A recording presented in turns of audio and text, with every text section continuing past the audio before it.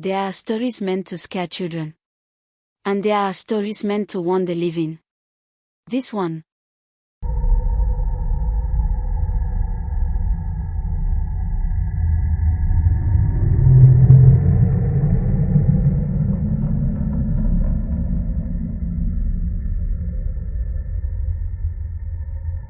This story is not for the faint-hearted.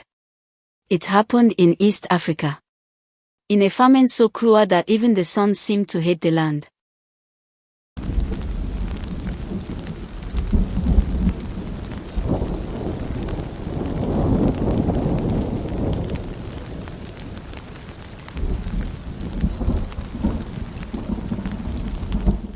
And on one night, the starving came back. Not for food. Not for peace. But for revenge. The nightmare began when a man stumbled into Okutu village just before sunset. His stomach had caved in. Ribs poking through skin. Lips torn, like he had chewed them in desperation. When the villagers tried to help him, he grabbed a young girl's face and whispered, "You didn't bury us deep enough." Then he vomited black dust. And died. But the dust didn't settle. It floated upward. And drifted straight into the forest. As if returning home. The villagers locked themselves inside their huts.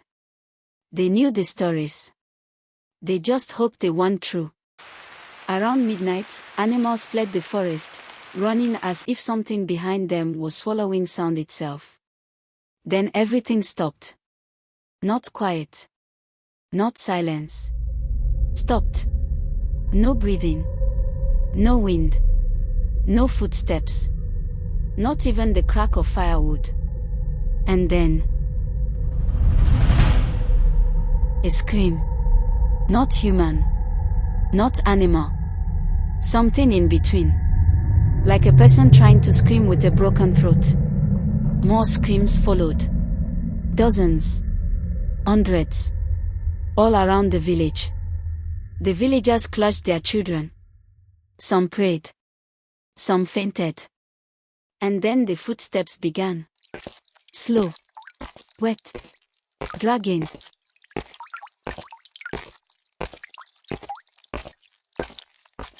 They came out of the trees one by one. Bodies thin as skeletons. Skin dried and cracked like bent earth.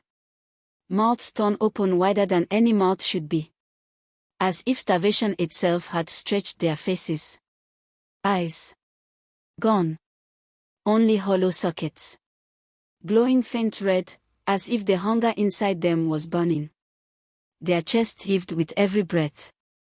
But every inhale sounded like dirt being swallowed. And they moved with one purpose. They wanted their home back. The home that abandoned them during the famine. The home that survived while they died. Before anyone could escape, the starved dead opened their mouths and exhaled. Sending clouds of thick, black ash across the ground. Wherever the ash touched, fire rose. Not red fire. Black. Fire that ate sound and swallowed light. People didn't burn fast. No. The fire burned slow. It cooked people alive from the inside first. Turning screams into gasps. And gasps into silence. The starving dead didn't touch anyone. They only watched. Some smiled with cracked lips. Smiled. As the living suffered the same way they once did. Then, when the villagers were weakened, the dead moved in. Not to kill. But to eat. Not flesh. Not organs.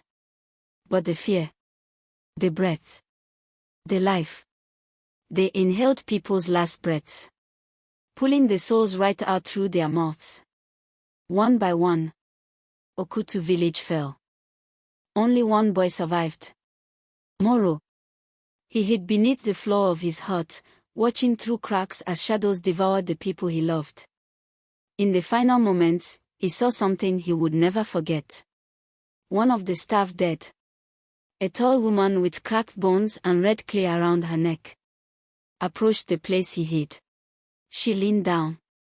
put her hollow face beside the floor crack, and whispered, "You left me hungry, my son." It was his mother. Her hand reached down through the crack. Fingers long, sharp, burned black. Trying to pull him out. But the sun rose. And with the first ray of light, the dead dissolved into black dust. And blew away. The famine ended months later. But Moru never spoke again. Every village built near Okutu is warned. When famine comes. When the wind stops. And when the air tastes like dust. Leave immediately. Because the starved dead still wander at night. Hungry for breath. Hungry for fear. Hungry for the ones who survived. And if the black ash touches your skin, you won't burn. You will join them.